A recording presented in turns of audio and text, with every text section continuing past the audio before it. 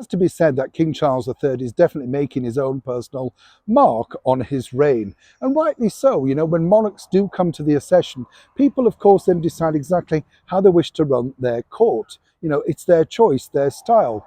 The difference of course with Prince Charles, King Charles as he's now known, is that he had a long apprenticeship to see exactly how one would become the reigning monarch. After all, his mum, yes, the late Queen Elizabeth II, was the longest serving monarch in history, and as he saw during her Platinum Jubilee, remained as thoroughly loved as the day that she took the throne, way back in the 50s. So it's something very big for him to live up to, as one can imagine.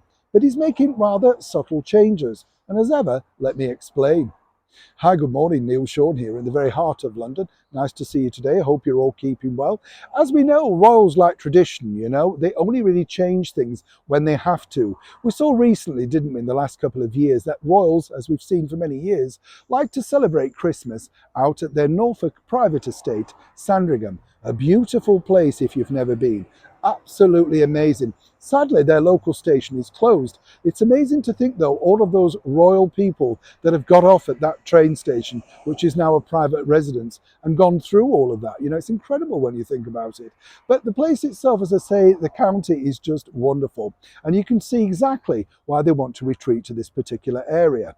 But what's interesting here is now that King Charles III has decided not to follow suit in which his mother did by staying at Sandringham right through until February. The reason why, of course, the Queen used to stay at Sandringham was simply this. She liked to celebrate, or remember, whichever way you look at it, the birthday of her father, King George. That was the reason why she stayed there.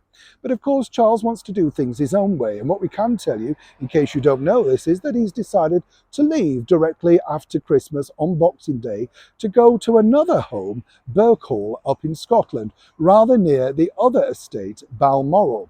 Now, a lot of people are saying, well, why does he want to do that? Well, apparently, according to a very good source, and this is private thoughts, obviously, he wishes to go there as he finds a place incredibly relaxing.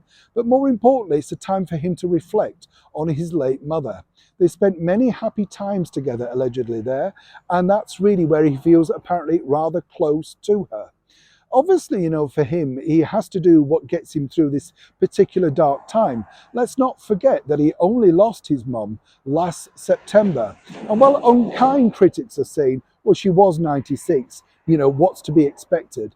It can never come easy for anybody, even if you are the reigning monarch, King Charles III.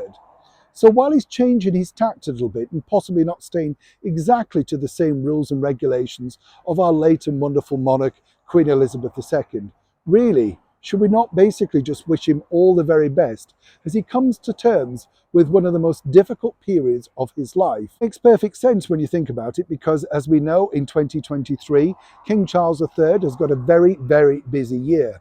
None more so when we get to the spring on May the 6th, when he finally becomes crowned king. That, as ever, is going to be a major historical day, and one that he has to reconcile himself with, while of course putting all the other things that are no doubt on his mind, particularly the immense grief at losing his beloved mother. Neil Sean in the very heart of London.